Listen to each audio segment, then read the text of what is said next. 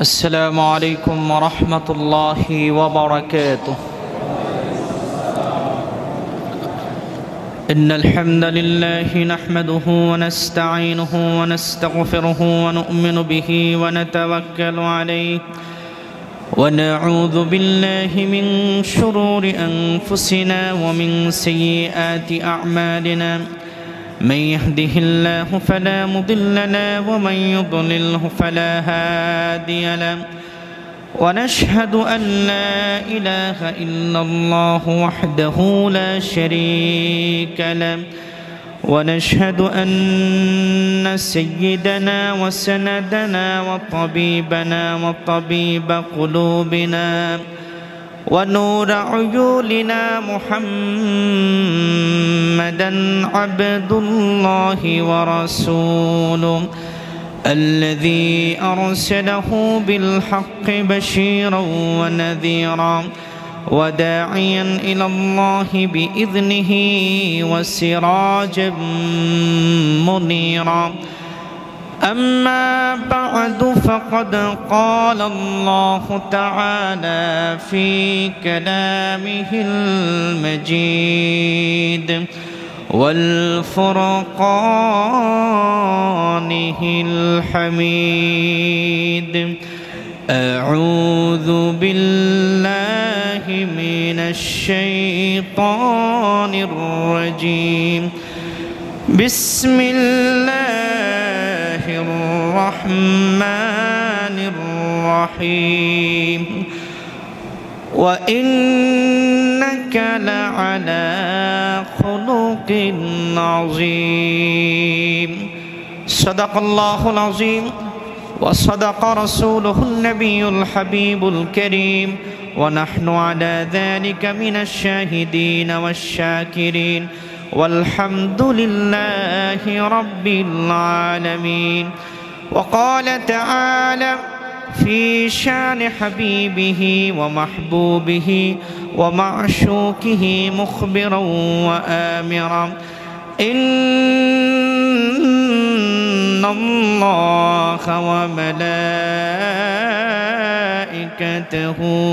يصلون على النبي يا أيها الذين آمنوا صلوا عليه وسلموا تسليما.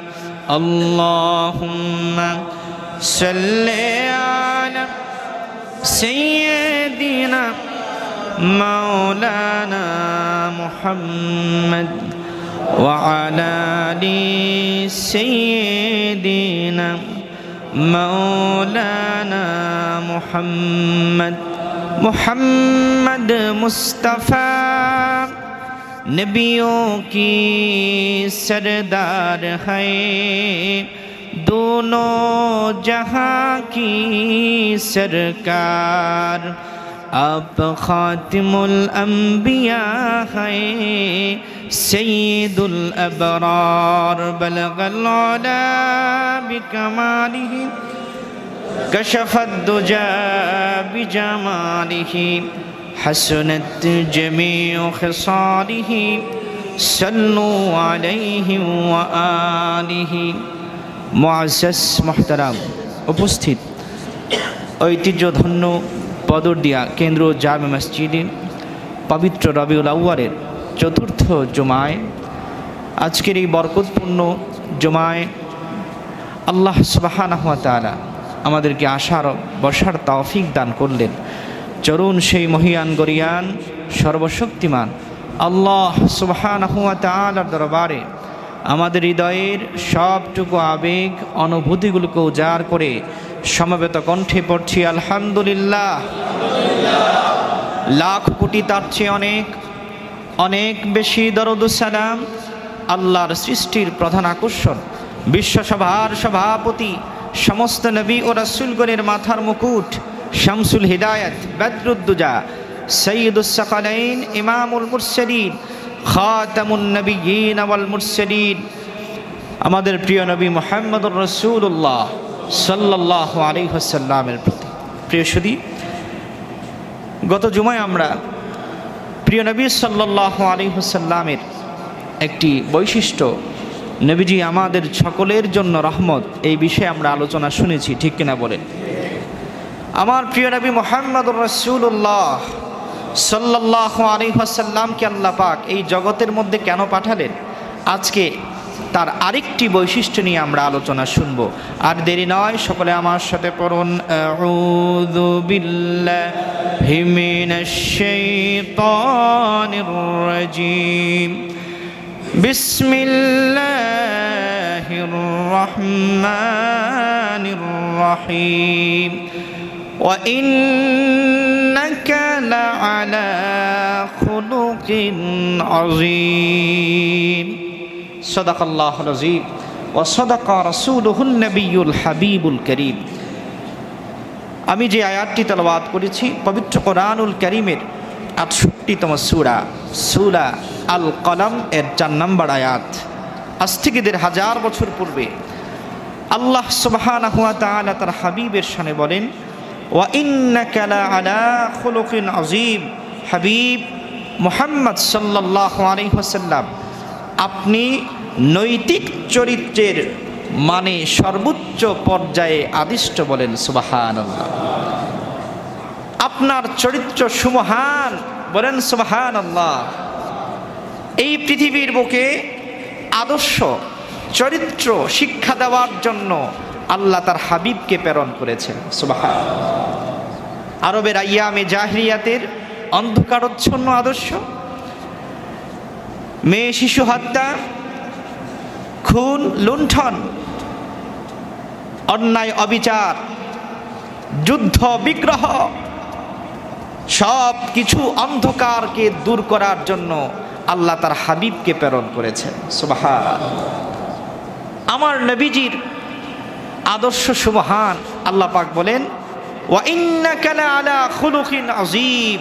হাবিব, আপনার চরিত্র আযীম মানে সুমহান, সুবহানাল্লাহ। এই পৃথিবীর বুকে যার আলোচনা সবচেয়ে বেশি তিনি মুহাম্মাদুর রাসূলুল্লাহ সাল্লাল্লাহু আলাইহি ওয়াসাল্লাম। যার গুণকীর্তন সবচেয়ে বেশি তিনি মুহাম্মাদুর রাসূলুল্লাহ সাল্লাল্লাহু আলাইহি ওয়াসাল্লাম। স্বয়ং আল্লাহ রাব্বুল আলামিন সমস্ত আসমানি কিতাবে আমার নবীর গুণকীর্তন করেছেন, সুবহানাল্লাহ। পুরো কোরআন জুড়ে শুধু আমার নবীর গুণকীর্তন। আল্লাহ নবী দুনিয়ার বুকে কেন আসলেন? সহিহ বুখারী ৮৯৩১ নম্বর হাদিস। عن أبي هريرة رضي الله تعالى عنه قال قال رسول الله صلى الله عليه وسلم بعثت لأتمم مكارم الأخلاق। নবীজি বলেন, সাহাবীরা শোনো, আমি মুহাম্মদুর রাসূলুল্লাহ সাল্লাল্লাহু আলাইহি ওয়াসাল্লাম এই দুনিয়ার বুকে তোমাদেরকে উত্তম চরিত্র আখলাক শিক্ষা দেওয়ার জন্য দুনিয়াতে আগমন করেছি, সুবহানাল্লাহ। প্রিয় নবী সাল্লাল্লাহু আলাইহি ওয়াসাল্লাম আমাদের মাঝে আগমন করেছেন। গত জুমায় আমরা আলোচনা করেছি নবীজি আমাদের জন্য কি রহমত। আর আজকের জুমায় আমার আলোচ্য বিষয়, আমার নবী আগমন করেছে আমাদেরকে আখলাক শিক্ষা দেওয়ার জন্যে। নবীজি আগমন করেছে আমাদেরকে উত্তম চরিত্র শিক্ষা দেওয়ার জন্য, বলেন সুবহানাল্লাহ। প্রিয় সুধী, আমার নবীর গুণকীর্তন শুধু, আমার নবীর রহমত শুধু কি মুসলমানদের জন্য না, সমস্ত ধর্ম বর্ণ জাতি সকলের জন্যই আমার নবী রহমত, ঠিক কিনা বলেন? আজকে দুঃখ ভ্রাক্রান্ত মন নিয়ে বলতে হচ্ছে, আমরা বাংলাদেশে বসবাস করছি, আমাদের পার্শ্ববর্তী দেশ ভারত।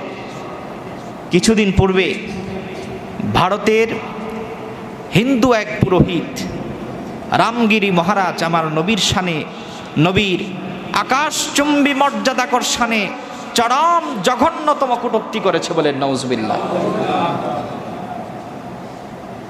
আমার নবীর চরিত্র যে সুমহান বলেছেন কে? আল্লাহ। আমার নবীর চরিত্রের মধ্যে যদি কেউ একটু কালিমা লেপন চেষ্টা করে,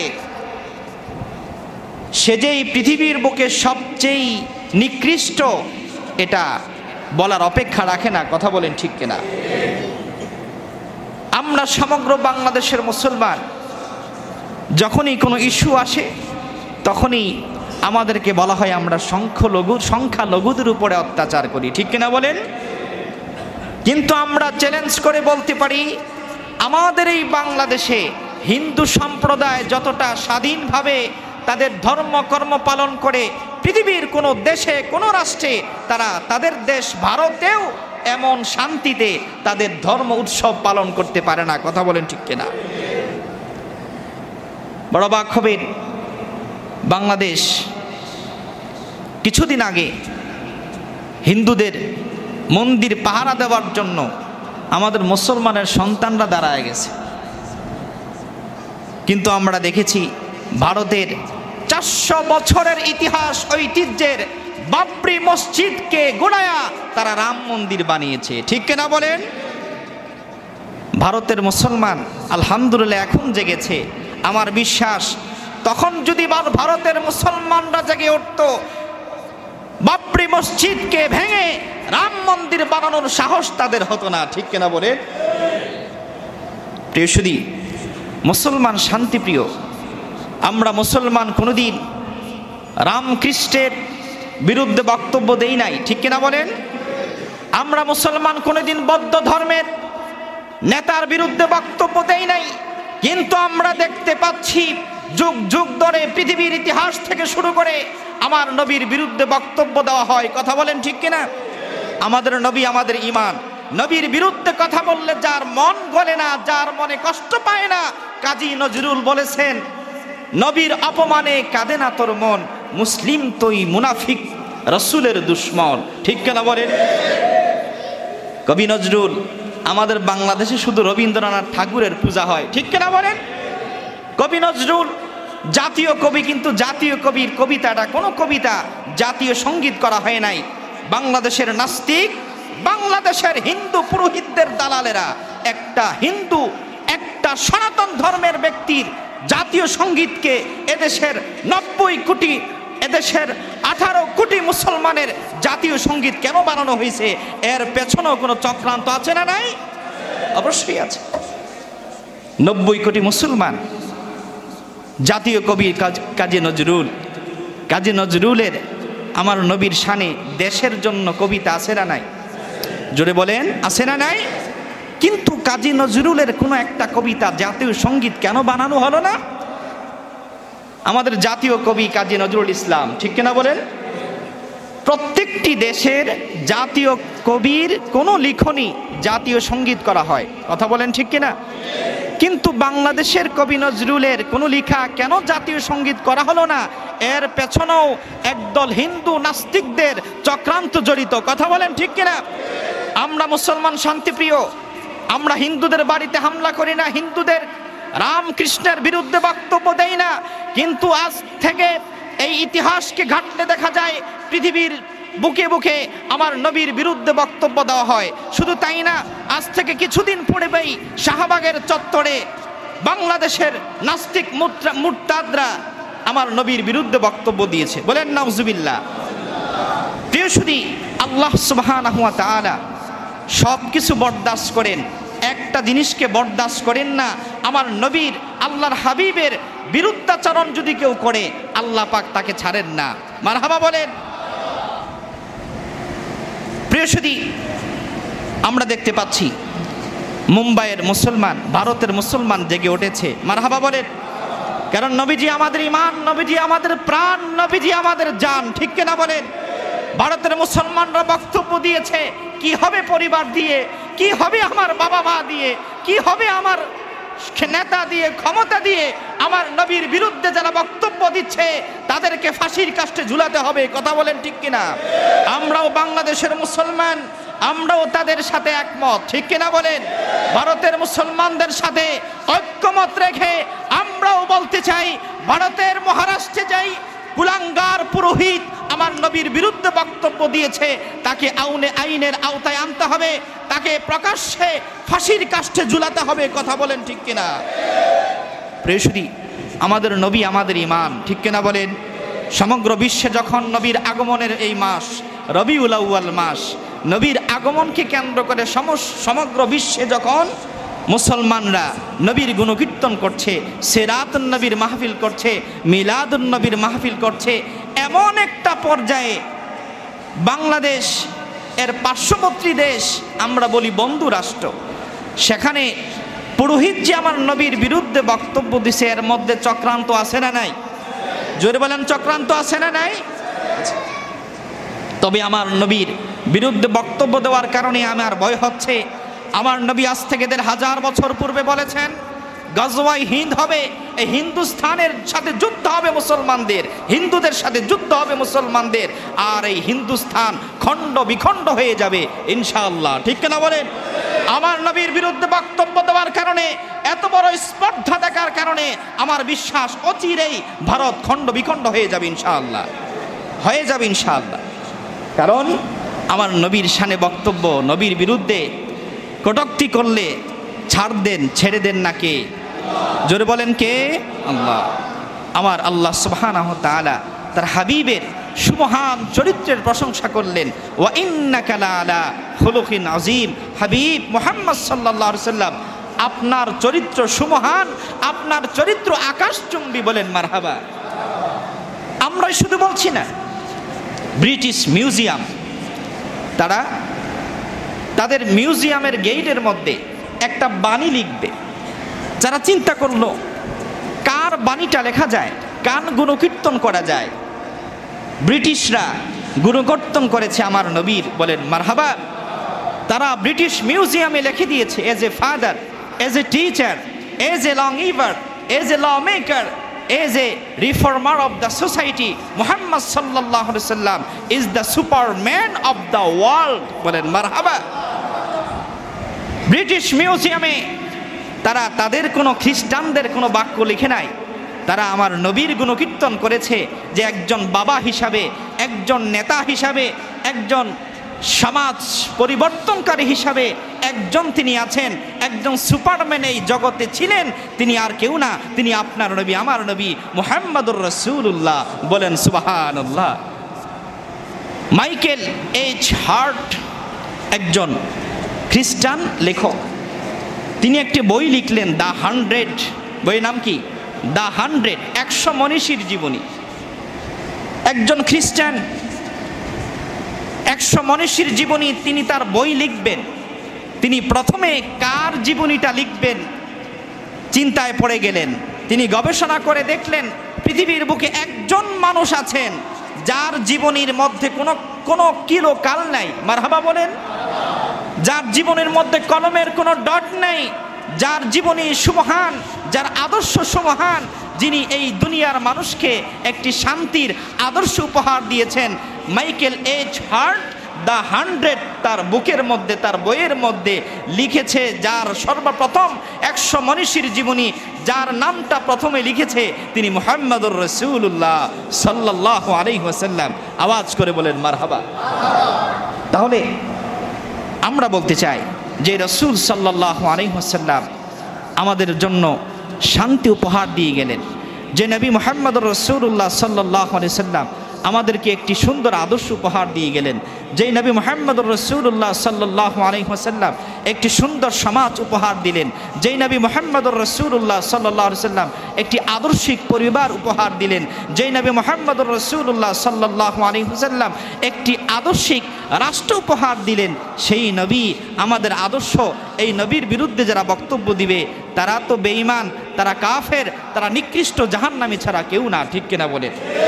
প্রিয় সুধী, আল্লাহ পাক বলেন, ওয়া ইন্নাকা লাআলা খুলুকিন আযীম। আমার হাবিব মুহাম্মদুর রাসূলুল্লাহ সাল্লাল্লাহু আলাইহি ওয়াসাল্লামের মধ্যে রয়েছে সুমহান আদর্শ। এই আয়াতের ব্যাখ্যায় মুফাসসিরিনে কেরাম লিখেছেন, সাহাবায়ে কেরাম একদিন আম্মা জান আয়েশা রাদিয়াল্লাহু তাআলা আনহার নিকট আসলেন, এসে প্রশ্ন করলেন, আম্মা জান, প্রিয় নবী সাল্লাল্লাহু আলাইহি ওয়াসাল্লামের আদর্শ কেমন ছিল? মারহাবা বলে। সাহাবায়ে কেরাম প্রশ্ন করলেন, কাইফা কানা খুলুকু রাসূলিল্লাহ সাল্লাল্লাহু আলাইহি ওয়াসাল্লাম। আম্মা জান, আপনার কাছে জানতে চাই প্রিয় নবী মুহাম্মদুর রাসূলুল্লাহ সাল্লাল্লাহু আলাইহি ওয়াসাল্লামের আদর্শ কেমন ছিল? আম্মা জান সাহাবায়ে কেরামকে উত্তর দেওয়ার আগে প্রশ্ন করলেন, আতাকরাউল কোরআন? আলাস্তা তাকরাউল কোরআন, ও নবীর সাহাবীরা তোমরা কি কোরআন পড়ে দেখো না? সুবহান। আম্মা জান বললেন, ও নবীর সাহাবীরা শোনো, আল্লাহর প্যারা হাবিব মুহাম্মদুর রাসূলুল্লাহ সাল্লাল্লাহু আলাইহি ওয়াসাল্লামের আদর্শ কেমন ছিল তোমরা জানতে চেয়েছো। আমার উত্তর হচ্ছে কানা খুলুকুল কোরআন, আল্লাহর কোরআনের বিসমিল্লাহর বা থেকে মিনাল জিন্নাতি ওয়ান নাসের সিন পর্যন্ত পুরো কোরআন ছিল আমার নবীর আদর্শ। বলেন সুবহানাল্লাহ। পুরো কোরআন তো কোরআন, বিসমিল্লাহর বা থেকে মিনাল জিন্নাতি ওয়ান নাসের সিন পর্যন্ত পুরো কোরআনটাই ছিল আমার নবীর সুমহান চরিত্র, সুমহান আদর্শ। বলেন সুবহানাল্লাহ। সাহাবায়ে কেরাম লিখেন, আল্লাহ নবী মুহাম্মদ সাল্লাল্লাহু আলাইহি ওয়াসাল্লাম মদিনার অলিতে যখন হাঁটতেন, সাহাবায়ে কেরামদের সামনে দিয়ে যখন হাঁটতেন, সাহাবায়ে কেরাম বলেন কাআন্নাল কোরআন ইয়ামশি আলাইয়া, আল্লাহ নবী হাঁটছেন আমাদের সামনে, মনে হচ্ছে জীবন্ত একটা কোরআন আমাদের সামনে দিয়ে হাঁটাহাঁটি করতেছে। সুবহানাল্লাহ। মনে হচ্ছে জীবন্ত এক কোরআন, জীবন্ত এক কোরআনের আদর্শ, জীবন্ত এক কোরআনের মহামানব তিনি আমাদের সামনে দিয়ে হাঁটতেছেন। সুবহানাল্লাহ। প্রিয় সুধী, নবী করিম সাল্লাল্লাহু আলাইহি ওয়াসাল্লামের মুহাব্বত, আদর্শ, উসওয়াত আমরা ধারণ করব। এটা আমাদের নৈতিক দায়িত্ব নয়, এটা আমাদের জন্য ফরজ। ঠিক কিনা বলেন? আমার নবীর আদর্শ যারাই গ্রহণ করবে দামি বানায় দিবেন কে? জোরে বলেন। আমার নবীর আদর্শ দিয়ে যদি একটি সমাজ চলে, এই সমাজ সুন্দর করে দিবেন কে? আমার নবীর আদর্শ দিয়ে যদি একটি রাষ্ট্র চলে, রাষ্ট্রকে সুন্দর করে দিবেন কে? আল্লাহ। আমার নবী চলে গিয়েছেন, হায়াতুন নবী হিসেবে রওজা থারে বিশ্রাম নিয়েছেন। এখন উম্মত হিসাবে আমাদের দাবি হলো নবীর আদর্শকে লালন করা। ঠিক কিনা বলে? উম্মত হিসাবে আমাদের করণীয় হলো নবীজির মহাব্বত হৃদয়ে লালন করা।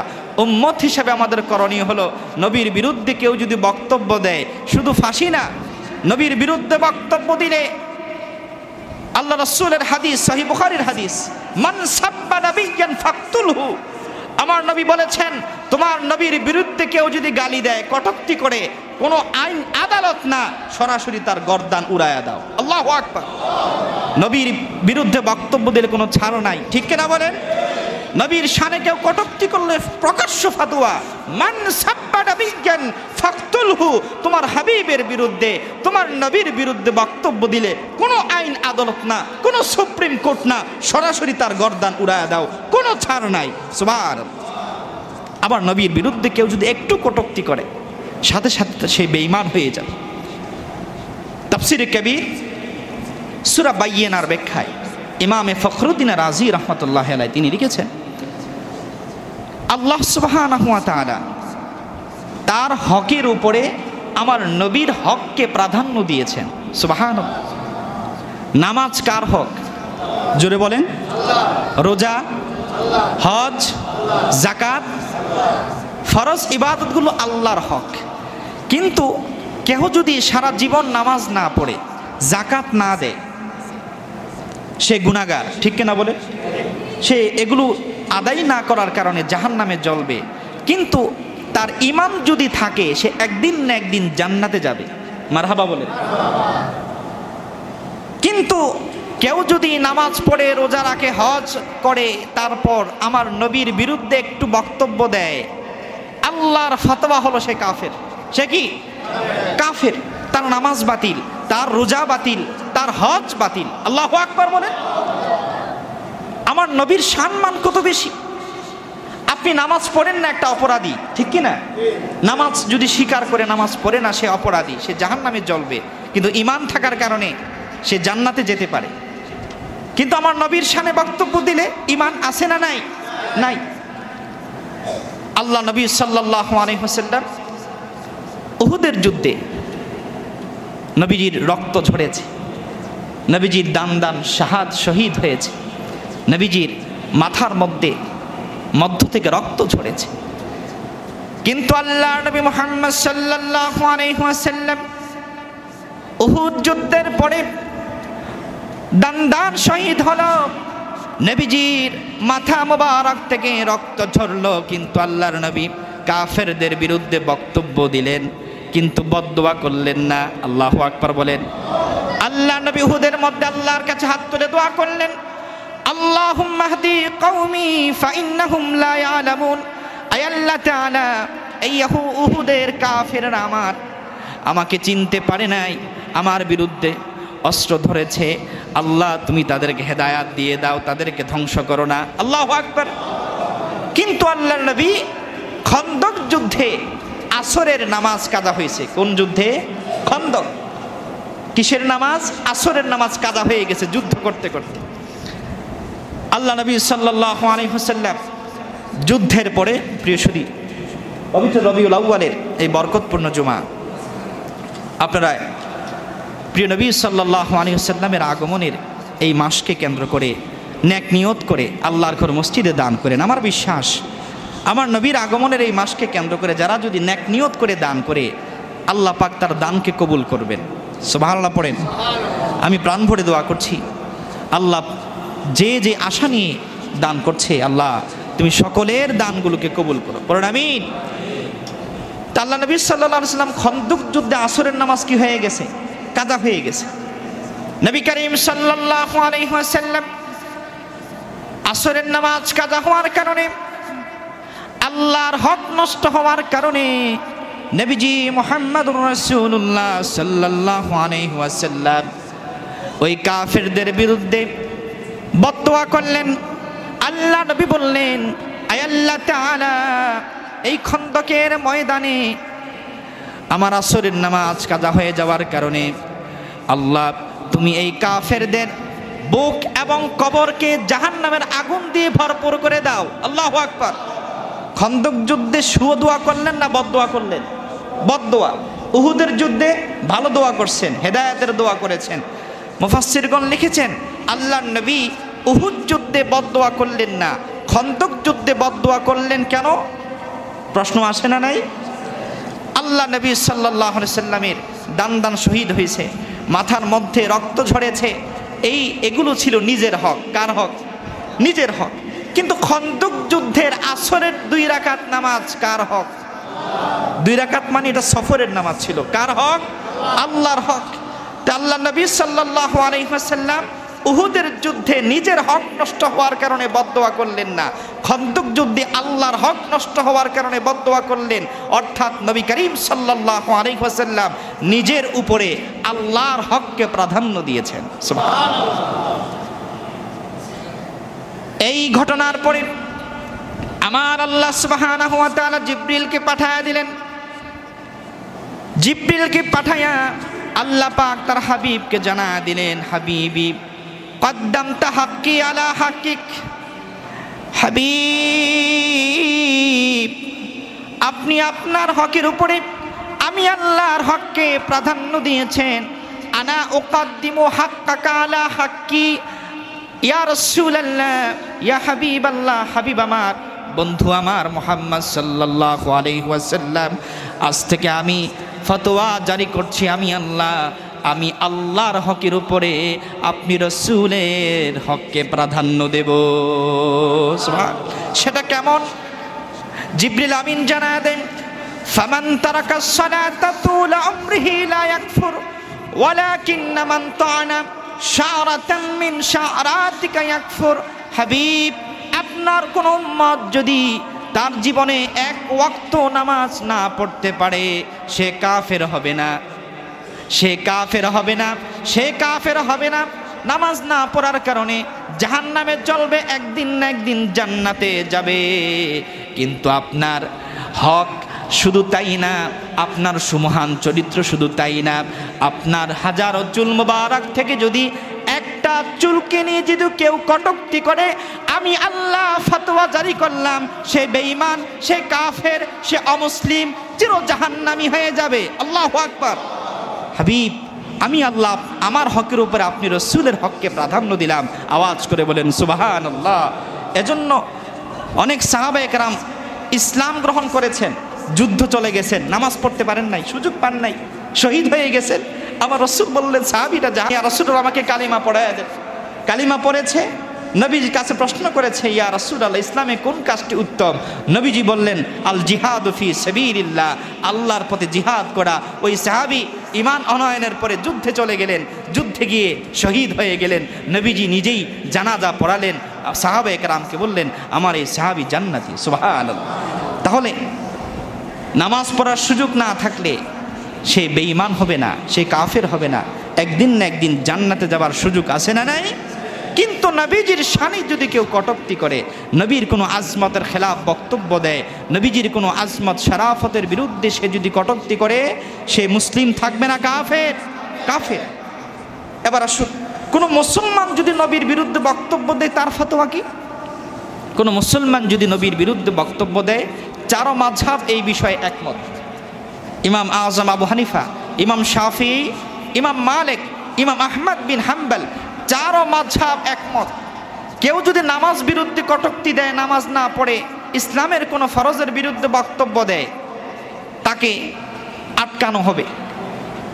তাকে আটকানোর পরে তাকে 3 দিন সময় দেওয়া হবে যে তুমি তওবা করো, তোমার বক্তব্যকে এক্সপান্স করো, তুমি ফিরে আসো ইসলামে। কিন্তু চারো মাযহাব একমত, কদ ইন আকাদাল ইজমা আন্না শাতিমার রাসূল ইউকাফফার ওয়া ইউকতালু মুরতাদ্দা ওয়া লা ইউকবালু তাওবাতুহু আবাদা।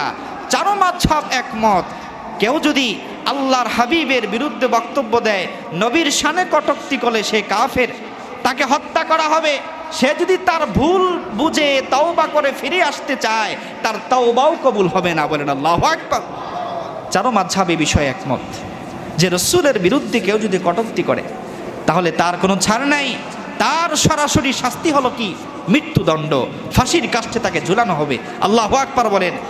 আর নবীর হাদিস, মান সাব্বা নাবিয়্যান ফাকতুলহু, সে অমুসলিম হোক, সে যেই হোক, তোমার নবীর বিরুদ্ধে যদি বক্তব্য দেয়, কোনো ছাড় নাই, কোনো আইন নাই, কোনো আদালত নাই, কোনো সুপ্রিম কোর্ট নাই, সরাসরি তার গর্দানকে উড়াইয়া দাও। আল্লাহু আকবার বলেন। উহুদ যুদ্ধ, উহুদ যুদ্ধে মুসলমানদের বিপর্যয় হয়েছে। হঠাৎ করে উহুদ থেকে খবর আসলো, কুতিলা মুহাম্মদ, মুহাম্মদ সাল্লাল্লাহু আলাইহি ওয়াসাল্লাম শহীদ হয়ে গেছে। আল্লাহু আকবার বলেন।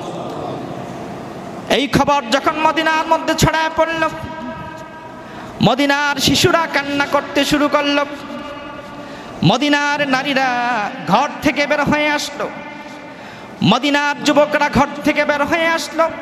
সারা মদিনা জুড়ে কান্নার রোল পড়ে গেল, আল্লাহ নবী দুনিয়া থেকে বিদায় হয়ে গিয়েছেন। উহুদ যুদ্ধ শেষ, সাহাবায়ে কেরাম দলে দলে মদিনার দিকে ফিরছেন। একজন আনসারী সাহাবী দৌড় শুরু করলেন উহুদের দিকে। আল্লাহু আকবার বলেন। সাহাবায়ে কেরাম চিনতে পারলেন এই মহিলাকে। সহিহ বুখারীর বর্ণনা, সাহাবায়ে কেরাম ওই মহিলাকে বললেন, কদ উস্তুশহিদা আবুকি, ও আনসারী মহিলা, উহুদে গিয়ে তোমার কোনো লাভ নাই, তোমার বাবা শহীদ হয়ে গেছে। আল্লাহু আকবার। ওই মহিলাটি সাহাবায়ে কেরামকে বললেন, আমার বাবা শহীদ হয়ে গেছে, আমার কোনো দুঃখ নাই, বলো আল্লাহর নবী কেমন আছে? সুবহানাল্লাহ। ওই আনসারী মহিলা আবার সামনে এগোলেন। উহুদ থেকে ফিরা সাহাবায়ে কেরাম তাকে খবর দিল, কদ উস্তুশহিদা জাওজিকে, তুমি উহুদে গিয়ে কোনো লাভ নাই, তোমার বাবা শহীদ, তোমার স্বামীও তোমার থেকে বিদায় হয়ে গেছে। ওই মহিলা চিৎকার দিয়ে বললেন, ও নবীর সাহাবীরা, আমার বাবা শহীদ হয়ে গেছে, কোনো দুঃখ নাই, আমার স্বামী শহীদ হয়ে গেছে, কোনো দুঃখ নাই, বলো আল্লাহর নবী কেমন আছে? সুবহানাল্লাহ। ওই আনসারী মহিলা আবার সামনে যেতে শুরু করলেন। আরেক দল সাহাবী এই আনসারী মহিলাকে ডেকে বললেন, তুমি উহুদে গিয়ে তোমার কোনো লাভ নাই, তোমার বাবা শহীদ হয়ে গেছে, তোমার স্বামী শহীদ হয়ে গিয়েছে, তোমার 2 সন্তান উহুদের ময়দানে শহীদ হয়ে গিয়েছে। আনসারী মহিলা দৌড়াতে থাকলেন উহুদের দিকে। উহুদ ময়দানে গিয়ে ছিন্ন বিচ্ছিন্ন অবস্থায় খুঁজতে লাগলেন আল্লাহর নবীকে। সুবহানাল্লাহ পড়েন। সাহাবায়ে কেরামকে জিজ্ঞেস করতে লাগলেন, নবী কোথায় আছে, নবী কোথায় আছে? সব সাহাবীরা তাকে দুঃখের সংবাদ দিতে লাগলো, তোমার বাবা শহীদ হয়ে গেছে, তোমার স্বামী শহীদ হয়ে গেছে, তোমার 2 সন্তান শহীদ হয়ে গিয়েছে। তিনি চিৎকার মেরে মেরে বললেন, ফিদাকা আবি ওয়া উম্মি। সুবহানাল্লাহ। ও সাহাবীরা, নবীজির কদমের সামনে আমার বাবা, আমার স্বামী, আমার সন্তানকে আমি কুরবান করলাম, তারা শহীদ হয়ে যাক, আমার কোনো দুঃখ নাই। আমার নবীকে আমি দেখতে চাই, নবীজি কোথায় আছে, একবার নবীজির সামনে আমাকে নিয়ে যাও। সুবহানাল্লাহ। ওই মহিলাকে সাহাবায়ে কেরাম আল্লাহর নবীজির সামনে নিয়ে গেলেন। তিনি চোখের পানিগুলো ছেড়ে দিয়ে বললেন, ইয়া রাসূলুল্লাহ, কুল্লু মাসিবাতিন সাগীরুন ইনদাক। আমি যখন উহুদের ময়দানে আসছিলাম, সাহাবায়ে কেরাম বলছেন, আমার বাবা শহীদ হয়ে গেছে, আমি দুঃখ পেয়েছি। আমার স্বামী শহীদ হয়ে গেছে, দুঃখ পেয়েছি। আমার 2 কলিজার টুকরা সন্তান শহীদ হয়ে গেছে, দুঃখ পেয়েছি। কুল্লু মাসিবাতিন ইনদাকা সাগীর। ইয়া রাসূলুল্লাহ, ইয়া হাবিবাল্লাহ, এত দুঃখ কষ্ট আপনার তুলনায় আমার কাছে খুব তুচ্ছ। বলেন সুবহানাল্লাহ। মহিলা সাহাবীটি চিৎকার দিয়ে বললেন, ইয়া রাসূলুল্লাহ, আমার স্বামী চলে গেছে, দুঃখ নাই।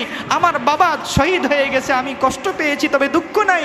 আমার কলিজার টুকরা সন্তানেরা শহীদ হয়ে গেছে, দুঃখ নাই। আপনি রাসূলকে জীবিত দেখতে পেয়ে আমার কলিজাটা আনন্দে ভরপুর হয়ে গেছে। সুবহানাল্লাহ। এই ছিল সাহাবায়ে কেরামদের ঈমান, এই ছিল সাহাবায়ে কেরামদের ভালোবাসা। হযরতে হানজালা রাদিয়াল্লাহু তাআলা আনহা, হযরতে হানজালা রাদিয়াল্লাহু তাআলা আনহু, তিনি উহুদের যুদ্ধে যেতে পারেন নাই। তিনি তার বিবাহ উপলক্ষে আল্লাহ রাসূলের কাছে গিয়ে বলেছেন, ইয়া রাসূলুল্লাহ, আজকে আমার বিয়ে, আপনি যদি অনুমতি দেন তাহলে আমি উহুদ থেকে রুখসত চাই। আল্লাহ রাসূল বললেন, ঠিক আছে হানজালা, তোমার বিয়ে উপলক্ষে আমি উহুদের যুদ্ধ থেকে তোমাকে ছাড় দিলাম। সহিহ বুখারীর বর্ণনা, হানজালা রাতের ফুলসজ্জার রাত যাপন করছে, হঠাৎ করে মদিনার অলিতে খবর হয়ে গেল, কতিলা মুহাম্মদ, মুহাম্মদ শহীদ হয়ে গেছে। হানজালা ফুলসজ্জার রাত, বাসুর রাতে বিবিটাকে ডেকে বললেন, বিবি রে, আল্লাহর নবী উহুদে শহীদ, আমি হানজালা তোমার সাথে রাত্রি যাপন করব, আনন্দ করব, তা হতে পারে না। সুবহানাল্লাহ। বিবিকে বললেন, বিবি, আমার তলোয়ারটা কোথায় দাও, যুদ্ধের পোশাক কোথায় আমাকে দাও, যুদ্ধের শিরস্ত্রাণ কোথায় আমাকে দাও। আর বিবিকে বললেন, আমি চলে যাচ্ছি উহুদে, আমার বিশ্বাস আমি আর জীবিত ফিরে আসব না। ও বিবিরে, তুমি যদি ধৈর্য ধারণ করতে পারো, তোমার সাথে আমার সাক্ষাৎ হবে আল্লাহর জান্নাতে। সুবহানাল্লাহ। হানজালা যুদ্ধের পোশাক পরে তরবারি নিয়ে চলে গেলেন যুদ্ধের ময়দানে, যুদ্ধ করতে লাগলেন। শত শত কাফেরকে দুনিয়া থেকে বিদায় করে জাহান্নামে প্রেরণ করলেন। যুদ্ধ শেষ হয়ে গেল। আল্লাহ নবী পরের দিন সকালবেলায় সাহাবায়ে কেরামকে আদেশ করলেন, উহুদে 70 জন সাহাবী শাহাদাত বরণ করেছে, তাদের লাশগুলো একত্রিত করো, দাফন হবে। হঠাৎ করে একজন মহিলা দৌড়ে উহুদে চলে আসলেন। এসে আল্লাহ রাসূলকে বললেন, ইয়া রাসূলুল্লাহ, ইয়া হাবিবাল্লাহ, আমি আর কেউ না, আমি হানজালার স্ত্রী। আল্লাহু আকবার বলেন। আপনি উহুদের শহীদদের লাশ একত্রিত করছেন, তাদেরকে দাফন হবে, কাফন হবে, কিন্তু ইয়া রাসূলুল্লাহ, ইয়া হাবিবাল্লাহ, গত রাতে আমার স্বামী হানজালা আপনার শহীদের খবর শুনে উহুদের ময়দানে চলে আসছে। আমার বিশ্বাস হানজালা আর জীবিত নাই, শহীদ হয়ে আল্লাহর জান্নাতে চলে গিয়েছে। সুবহানাল্লাহ। ইয়া রাসূলুল্লাহ, ইয়া হাবিবাল্লাহ, তবে আমার আকুতি হলো, আপনি হানজালার লাশটাকে এমনি দাফন করতে পারবেন না। গত রাতে সে আমার সাথে রাত্রি যাপন করার কারণে তার ফরজ গোসল আবশ্যক হয়েছে। আপনি হানজালার লাশ খুঁজে তার গোসল দিতে হবে। আল্লাহু আকবার বলেন। শহীদদের কোনো গোসল নাই। আল্লাহু আকবার। শহীদরা যেভাবে শাহাদাত বরণ করবে, এই রক্ত মাখা শরীর নিয়ে তাদের জানাজা, তাদের দাফন হবে। সুবহানাল্লাহ। কিয়ামতের ময়দানে এই রক্ত মাখা শরীর নিয়ে আল্লাহর সামনে দাঁড়াবে। আল্লাহু আকবার। আল্লাহ নবী সাহাবায়ে কেরামকে বললেন, সাহাবীরা উহুদ খোঁজো, কোথায় হানজালার লাশ, তোমরা খুঁজতে থাকো। সাহাবায়ে কেরাম উহুদ খুঁজে কোথাও হানজালার লাশ পেলেন না। নবীজি বললেন, সাহাবেরা জানো না আমার হানজালাকে আল্লাহ পাক এমনভাবে কবুল করেছেন, আল্লাহর ফেরেশতারা জিবরিল আমাকে খবর দিয়েছে আমার আল্লাহ পাক ফেরেশতাদের মাধ্যমে হানজালার লাশটাকে আল্লাহর জান্নাতে নিয়ে গিয়েছে। সুবহানাল্লাহ। হানজালাকে তোমরা খুঁজে পাবেন, আমার হানজালার লাশ জান্নাতে আছে। জান্নাতের তাসনিম নামক নহরের পানি দিয়ে আল্লাহ পাক হানজালার গোসল দিয়েছে। সুবহানাল্লাহ। কিছুক্ষণ পরে হানজালার লাশ খুঁজে পাওয়া গেল। সাহাবায়ে কেরাম দৌড়ে এসে নবীজিকে বললেন, ইয়া রাসূলুল্লাহ, ইয়া হাবিবাল্লাহ, এই যে হানজালার লাশ। সাহাবায়ে কেরাম গিয়ে দেখেন আল্লাহর ফেরেশতারা হানজালাকে জান্নাতে যেই তাসনিম নামক নহরের পানি দিয়ে গোসল দিয়েছে, হানজালার চুল বেয়ে বেয়ে এখনো সেই পানিগুলো গড়ায় গড়ায় পড়তেছে। সুবহানাল্লাহ। রাসূলুল্লাহ সাল্লাল্লাহু আলাইহি সাল্লাম এই হানজালার একটা উপাধি দিলেন, গাসিলুল মালাইকা। একজন সাহাবী, পৃথিবীতে একজন সাহাবী আছেন যেই সাহাবীর গোসল, কাফনের গোসল জান্নাতে দেওয়া হয়েছে। সুবহানাল্লাহ। সেই সাহাবীর কি নাম? হযরত হানজালা রাদিয়াল্লাহু তাআলা আনহু। নবী করিম সাল্লাল্লাহু আলাইহি ওয়াসাল্লামের মহব্বতে জীবনকে উৎসর্গ করে আল্লাহর জান্নাতে চলে গেছে। এখন আমরা যারা উম্মত, নবীজিকে ভালোবাসবো বেশি, কম না বেশি? নবীজিকে ভালোবাসতে হবে বেশি। আজকে যেই ভারতে কটূক্তি করা হয়েছে, আমাদের দায়িত্ব আছে না নাই? মুসলমান কি এদের শুধু ভারতেরই দায়িত্ব না, আমাদেরও দায়িত্ব আছে? সমগ্র বিশ্বে 220 কোটি মুসলমান, 220 কোটি মুসলমান যদি গর্জন দেয়, তাহলে ফিলিস্তিনে আমার মুসলমানরা মার খেতে পারতো না, ঠিক কিনা বলেন? মুসলমানরা যদি গর্জন দেয়, ভারতে আমার মুসলমানরা প্রকাশ্যে কুরবানি করতে পারে না। নাউজুবিল্লাহ পড়বেন না? প্রকাশ্যে কুরবানি করা নিষেধ। ভারতের অনেক রাজ্যে সবচেয়ে বেশি নির্যাতন করে বর্তমান সরকার বিজেপি। বড় অবাক হবেন, এই রামগিরি পুরোহিত যখন আমার নবীর শানে কটূক্তি করল, এই কুখ্যাত বিজেপি সরকারের এক বিধায়ক সে বলেছে মুসলমান যদি রামগিরির উপরে কোনো হামলা করে তাহলে মুসলমানদেরকে তাদের মসজিদে ঢুকে হত্যা করব। বলেন নাউজুবিল্লাহ। আওয়াজ করে বলেন নাউজুবিল্লাহ। ভারতের বিজেপি সরকার আমরা দেখেছি, গুজরাটের কসাই মুদি, এখন বলতে তো কোনো ভয় নাই, কথা বলেন ঠিক কিনা? আমার গুজরাটের হাজার হাজার মুসলিম পরিবারকে আগুন জ্বালায়া বর্ষ করে দিচ্ছে এই কুখ্যাত এই মুদি সরকার, কথা বলেন ঠিক কিনা? এখনো নির্যাতন চলতেছে। ভারতের অন্য কোন সরকার মুসলমানদের উপরে এত হত্যা হামলা করে না। এই বিজেপি সরকার যত বেশি মুসলমানদের উপরে হামলা করে, এই বিজেপি সরকার তার বিধায়ক তার শাস্তি দিল না, তাকে অ্যারেস্ট করলো না, আরো বড় বলতেছে মুসলমানদের মসজিদে ঢুকে তাদেরকে হত্যা করবে। আমাদেরও দায়িত্ব আছে না নাই?